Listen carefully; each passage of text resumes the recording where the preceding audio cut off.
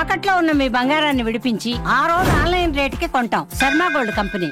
ఇంట్లో ఆడవారు వెలుపల ఉన్నప్పుడు పూజ ఎలా చేసుకోవాలి ఒక ప్రశ్న. దీపారాధన ఎలా చేయాలి, అది కూడా అశౌచం ఏదైనా ఇంట్లో ఉంటే ఎలా? మంచిదే. ఆడవారు వెలుపల ఉన్నా పూజ చేసుకోవడానికి అభ్యంతరం అనేటటువంటి ప్రశ్న అసలు ఎక్కడా లేదు. ఎందుకు లేదు అంటే పూజ అనేటటువంటిది ఎవరు చెయ్యాలి అంటే ఇంటి యజమాని చెయ్యాలి. ధర్మపత్ని సమేతస్య అనుంది కానీ ధర్మపతి సమేతస్య అని ఉండదు సంకల్పం. అంటే దాని అర్థం ఎవరు చెయ్యాలని? యజమాని చెయ్యాలి.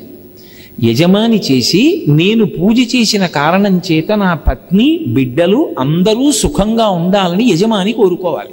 కాబట్టి ఇప్పుడు ఇల్లాలు వెలుపల ఉంటే ఇంట్లో పూజ చేయడానికి అభ్యంతరం ఎక్కడుంది? అభ్యంతరం ఏం లేదు. ఆవిడ వెలుపల ఉంటే ఆవిడ కాదు కదా పూజ చేసేది, మీరు చేసుకోవచ్చు.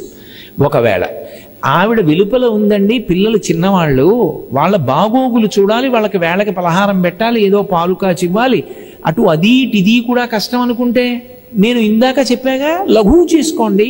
ఈశ్వర ఈ 3 రోజులో 4 రోజులో లఘువుగా చేస్తాను పూజ. ఎందుకని అంటే కుటుంబ నిర్వహణ యందు సమయం కొంచెం ఎక్కువ కావలసి వచ్చింది, అందుకని తక్కువ పూజ చేస్తున్నాను, దీన్ని పూర్ణం చేసి నన్ను అనుగ్రహించు అనండి, ఏమీ దోషం రాదు.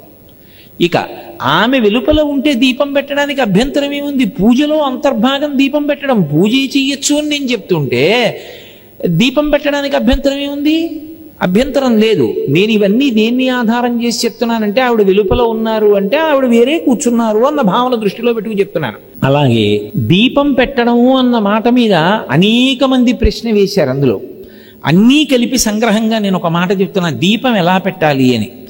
దీపం ఎలా పెట్టాలి అన్నది దీపం పెట్టే మంత్రంలో ఉంది. సాధ్యం త్రివర్తి సంయుక్తం, 3 ఒత్తులు వెయ్యాలి పూజ చేసినప్పుడు, 3 జ్యోతులు వెలుగుతూ ఉండాలి పూజ జరుగుతూ ఉండగా.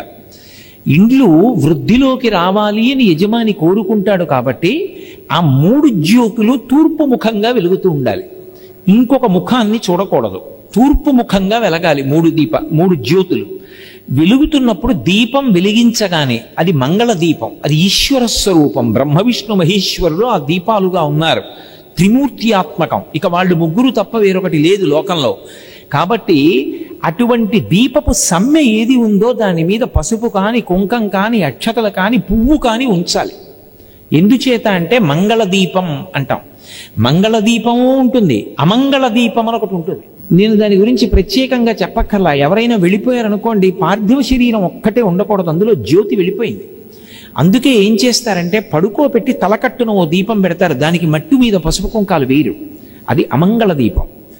మంగళ దీపం ఇంట్లో పెట్టారు అంటే దీపం వెలిగించగానే కాసిన పువ్వులు వెయ్యాలి, లేదా పసుపు వెయ్యాలి, లేకపోతే కుంకం వెయ్యాలి, లేకపోతే కాసిన అక్షతలు వెయ్యాలి, వేసి నమస్కారం చేయాలి. అదే ఈశ్వరుడు. నత్ర సూర్యో భాతి నచంద్రతారకం నేమా విద్యుతో భాతి కుతో యమగ్ని త్వమేవ భాంతమనుభాతి సర్వం తస్య భాసా సర్వమిదం విభాతి. లోకాలన్నీ కూడా ప్రళయంలో ఏకమైపోయినా ఒక్కడే ఉండి వెలుగులకు వెలుగుగా ఉండిపోయేటటువంటి వాడెవరో వాడు పరమాత్మ. లోకంబులు లోకేశులు లోకస్తులు తెగిన తుది అలోకంబకు పెంచీకటి కావల యవ్వండే కకృతి వెలుగు అతని వేసే వింతున్, వాడే దీపంగా ప్రకాశిస్తున్నాడు. భా అంటే కాంతి. అటువంటి దీపానికి మట్టు మీద ఒక పువ్వు వేసి నమస్కారం చేస్తారు. ఇక పూజకి సంబంధించి మీకు ఆవిడ యొక్క సహకారము లోపించిన కారణం చేత కుటుంబ యజమానిగా మీరు నిర్వహించవలసినటువంటి కార్యక్రమాలు నిర్వహించకపోతే ఇంట్లో చాలా ఇబ్బంది ఏర్పడుతుంది. పసిపిల్లలు ఉన్నారు, చాలా కష్టం అనుకుంటే లఘువుగా చేసి వెళ్ళిపోవచ్చు. 5 ఉపచారాలు: ఉమామహేశ్వరాభ్యాం నమః, దీపం, అర్ఘ్యం, పాజ్యం, చందనం, నైవేద్యం, సమాప్తం. ప్రథ 5 చెప్పు, లేదు 16 చెప్పి అక్షతలు వేసి లేచిపో, నైవేద్యం పెట్టి హారతి ఇచ్చేయి, చాలు, పూర్తయిపోతుంది. పూర్తిగా మాత్రం మానకూడదు. ఇంట్లో పూజ ఒకటి జ్ఞాపకం పెట్టుకోండి, ఈ కారణానికే కాదు, ఏటి సూతకంలో కూడా మానకూడదు. చాలామంది తెలియక ఏటి సూతకంలో పూజ మానేస్తూ ఉంటుంటారు. నిత్య పూజ మానకూడదు, కానీ పీటల మీద కూర్చుని నోములు వ్రతాలు చేయకూడదు, కొండల మీదకి వెళ్ళకూడదు, వెంకటాచలం లాంటి క్షేత్రాలకి వెళ్ళకూడదు. తప్ప ఏటి సూతకంలో ఉన్నంతకాలం ఇంట్లో నిత్య పూజ చేసుకోవడానికి ఏ అభ్యంతరమూ లేదు, చేసి తీరాలి కూడా. కాబట్టి ఆ పూజకి ఏ విధమైన దోషము రాదు. ఆవు నీతితో పెట్టడం పరమశ్రేష్టం. ఎందుచేత అంటే దానికి ఒక కారణం ఉంది. ఆవు నీతితో వెలుగుతున్న దీపం కానీ నువ్వుల నూనెలో వెలుగుతున్న దీపం నుంచి కానీ పొగ వచ్చినప్పుడు ఆ పొగ పూజ చేసుకుంటూ లోపలికి వెళ్ళిందనుకోండి, యమధర్మరాజు గారు ప్రీతి చెందుతాడు, శనీశ్వరుడు ప్రీతి చెందుతాడు. శనీశ్వరుడు హృదయ కవాటానికి అధిపతి. ఆయన గుండె కొట్టుకోవాలా కొట్టుకోకూడదా ఆయన నిర్ణయం చేస్తుంటాడు.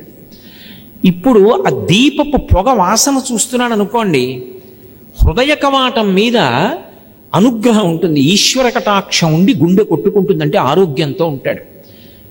మీరు నమ్మండి నమ్మపోండి, ఈ మధ్య ఒక ఆవిడికి కాకినాడలో గుండె కొట్టుకోవడంలో తేడా వచ్చింది.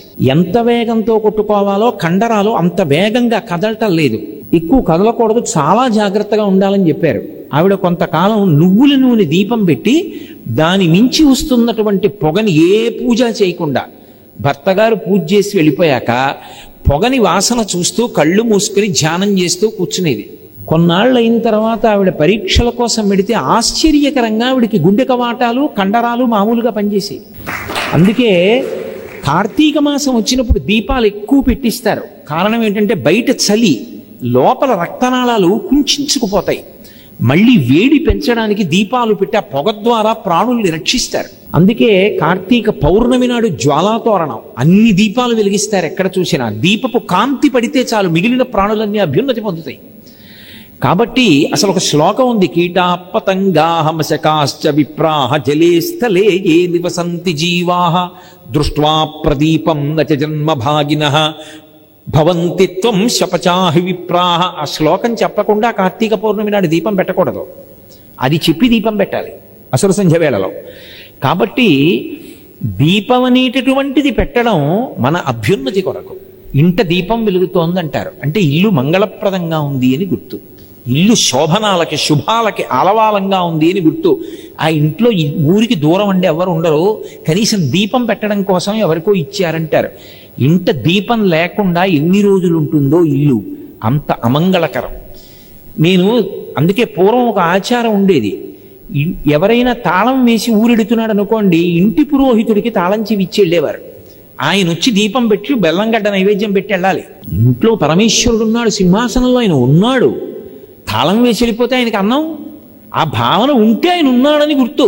పర్వాలేదండి ఆయనకి లోటు ఏమిటంటే ఆయనే నాకు పెడతాడండి అంటే ఇంకేం పరమేశ్వరుడు.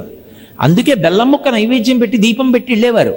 ఒకవేళ అలా ఏ కారణం చేతనైనా ఇంటి పురోహితుడు వచ్చి కూడా దీపం పెట్టకుండా ఇల్లు సంవత్సరంలో కొన్ని రోజులు తాళం వేసి ఉన్న కారణం చేత అమంగళకరమైనటువంటి స్థితి యజమానికి కలగకుండా దోషాల నివారణ కావాలంటే దానికి శాస్త్రంలో మినహాయింపు కార్తీక పౌర్ణమి నాడు గుత్తి దీపం. 365 ఒత్తులు గుత్తి చేసి నేతిలో ఉంచి దీపం వెలిగిస్తారు. 365 రోజులు మా ఇంట్లో దీపం పెట్టని దోషం ఏదన్నా ఉంటే తొలగుగాక.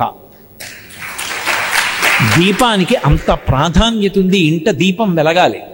కాబట్టి ఆవిడ సహకారాన్ని బట్టి, ఆవిడ లేకపోతే ఇంట్లో చిన్నపిల్లలు ఉన్నారు పెద్దవాళ్ళు అనుకున్నారు ఉంటే సంగ్రహంగా చేయొచ్చు. దీపం పెట్టడానికి అభ్యంతరం అసలు ఎప్పుడూ లేదు. నేను మీ ప్రశ్నకి సమగ్రంగా జవాబిచ్చాను అనుకుంటున్నాను. సంతోషం.